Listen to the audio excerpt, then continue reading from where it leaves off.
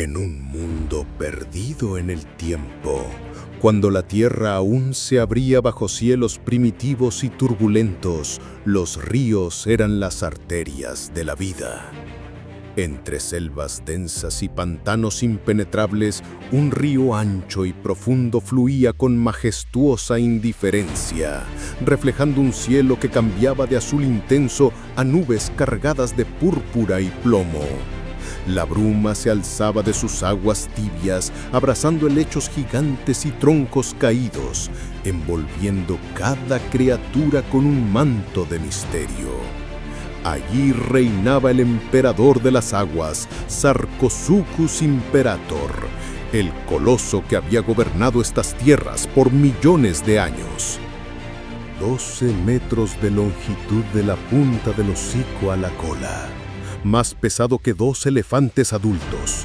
Su cuerpo, blindado con placas óseas duras como piedra.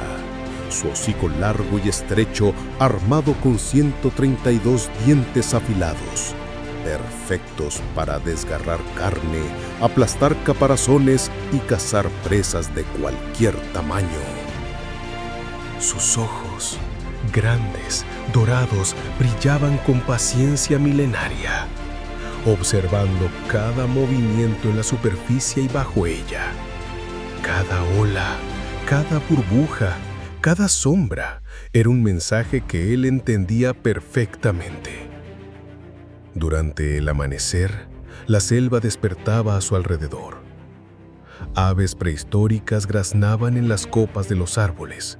Insectos gigantes zumbaban como hélices diminutas, y reptiles más pequeños bebían en la orilla, ignorantes del depredador que los observaba desde su trono acuático. Cuando un dinosaurio herbívoro confiado se acercaba a beber, el río se quebraba con un rugido silencioso. Con un estallido de fuerza y músculo, Sarcosuchus emergía de las aguas, su cola impulsando toneladas de poder, su cráneo golpeando el aire y sus mandíbulas cerrándose con un chasquido que resonaba como un trueno. Tortugas gigantes, peces colosales, jóvenes Ouranosaurus caían bajo su ataque. La presa desaparecía en segundos, y la calma volvía al río como si nada hubiera ocurrido, salvo por las ondas que se alejaban lentamente hacia la orilla. Arrastrando su botín a una poza profunda, comenzaba su banquete. Sus dientes curvados y afilados perforaban carne y hueso con precisión implacable, mientras la corriente salpicaba y el crujir de tendones componía una sinfonía de depredador absoluto. No había competencia, incluso el agua parecía someterse a su voluntad. Cuando el sol alcanzaba su cenit, el calor hacía temblar la superficie del agua. Sarcosuchus flotaba, mostrando apenas su lomo blindado y la cresta ósea de su hocico. Cada movimiento de la fauna y cada sombra sobre la ribera eran registrados. Su poder no residía solo en atacar, sino en elegir el momento preciso, en imponer respeto sin gastar energía. A medida que la tarde avanzaba, el viento traía aromas del bosque y los sonidos del día regresaban.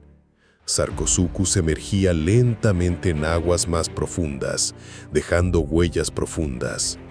Cada paso un recordatorio de su reinado. Se detenía un instante, levantando la cabeza hacia un cielo dorado y púrpura, y por un momento parecía un dios o un espíritu antiguo que había visto pasar generaciones enteras de criaturas y aún mantenía su trono intacto. Entonces, el cielo se oscurecía. La lluvia caía en lanzas líquidas, golpeando la superficie del río y la selva con estruendo constante. La bruma se mezclaba con el agua y el sonido de los troncos y hojas cayendo, creando una sinfonía de vida salvaje. Los insectos zumbaban, las aves graznaban desde ramas colgantes y el rugido profundo del río retumbaba como tambor de guerra. Bajo esas aguas marrones y turbulentas, Sarcosuchus permanecía inmóvil, leyendo cada onda y burbuja como un mensaje ancestral. Durante horas flotaba como un fantasma, apenas visible, vigilante absoluto. Observaba bancos de peces que brillaban como plata viva, tortugas prehistóricas flotando lentamente, aves acuáticas acercándose a beber, incluso otros depredadores, como el ágil Suchomimus, se veían obligados a medir sus movimientos ante la presencia del emperador. Los choques de mandíbulas y colas eran como truenos, definiendo el control del río. Los jóvenes Sarcosuchus desafiaban a los viejos emperadores por territorio y alimento.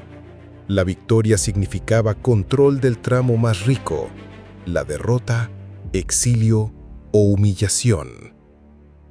Su dieta variaba con la edad y la estación. Jóvenes cazaban peces y presas pequeñas.